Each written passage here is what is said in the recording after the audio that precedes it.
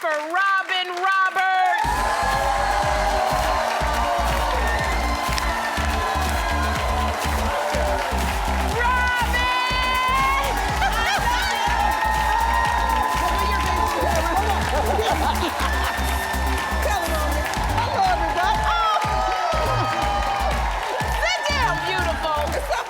When your wife and your sister in the front row, that gives you something. I know, sister, wife, nephew. You got family here. I love it. We are family. Yeah. You are family. Oh my gosh. It's so funny because I got my tissue ready. What do you think I got in my hand right now?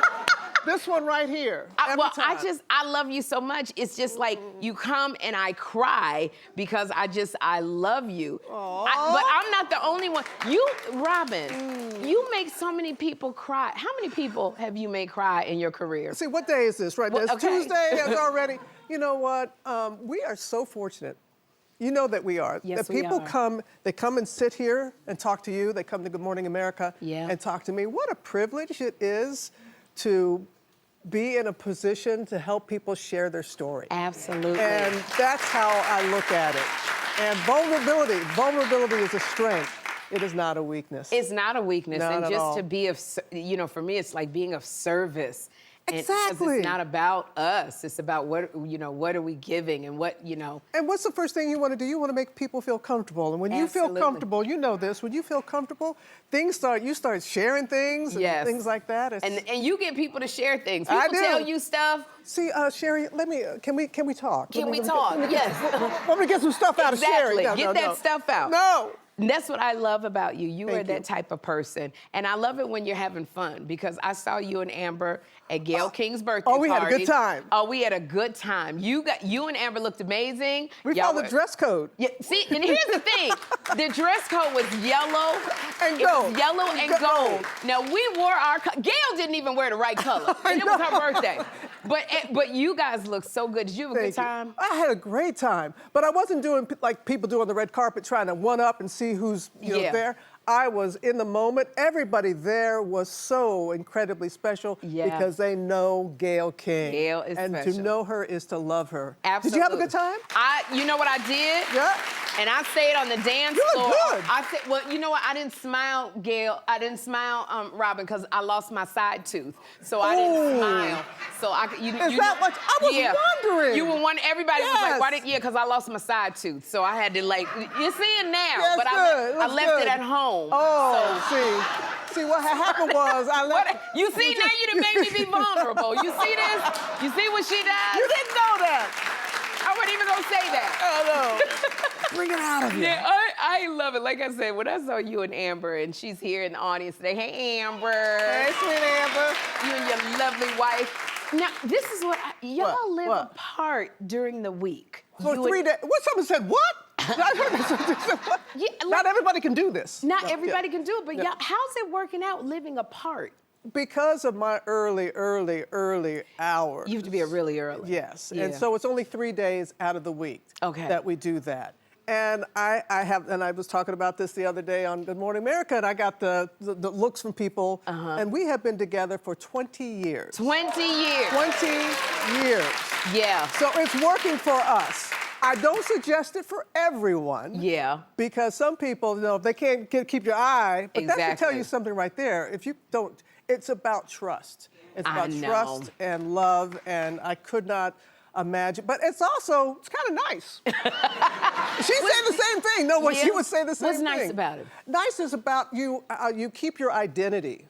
Okay. And then you're excited. When you see each other. Right. Excited, yeah. See, I'm not at that place yet, because if I am even on a date, like if I talk to them the next day, I go FaceTime me, because I need to see where you at.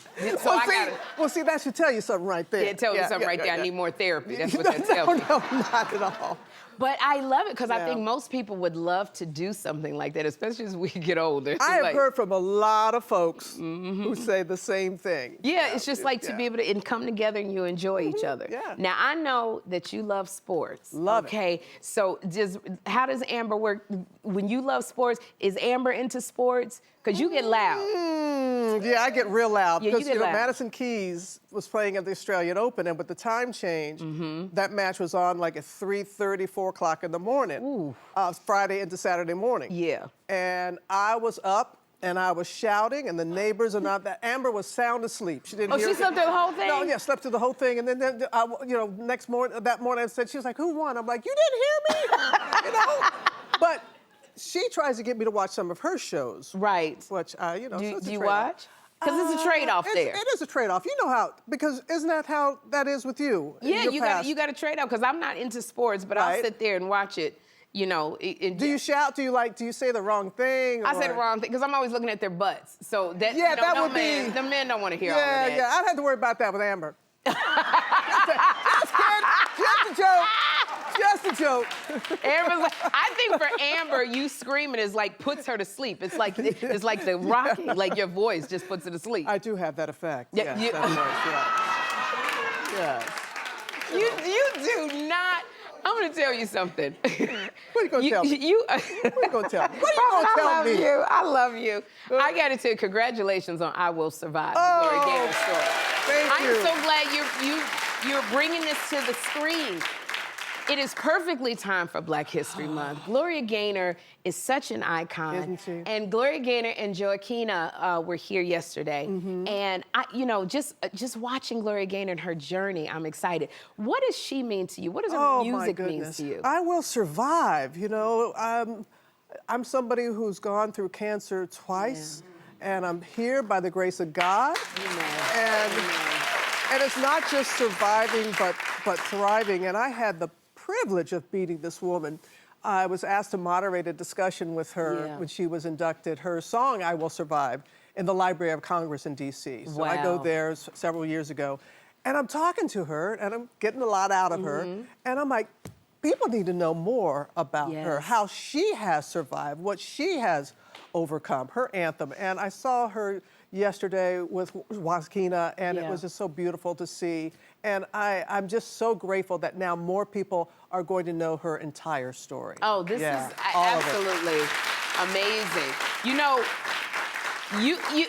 Robin, I remember reading your first book where you talked about, how you got into this career and what you had to do and the life lessons you learned, and it has never left me. And every time you come, I keep forgetting to bring your book so you can autograph it, so people will know that I really know you. So, but I love, you seem to have done it all. So I wanted to go back and do something with you called First Job Flashback. Because I want to talk to you about your first job, all right?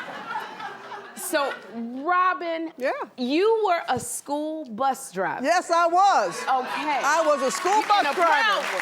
Proud of it. Can you tell me about this?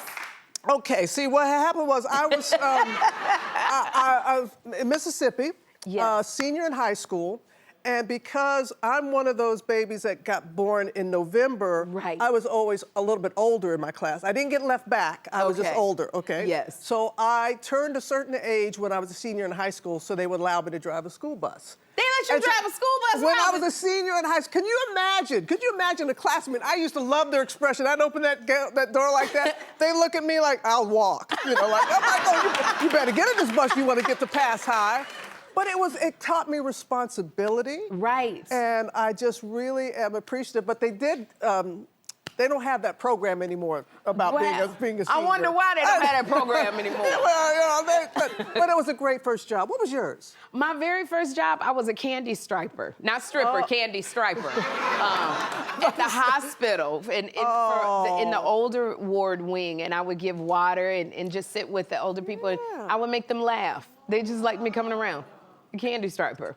And I had on the pink and white uniform, and I would just come and massage their hands and just talk to them. So you were a comforter back then? I was a comforter back then. Yeah. And and it made me who I am.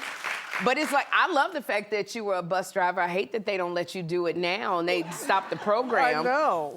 But I do want to say, it's a bunch of us from the show. We're going to Woodbury Commons, the outlet stores.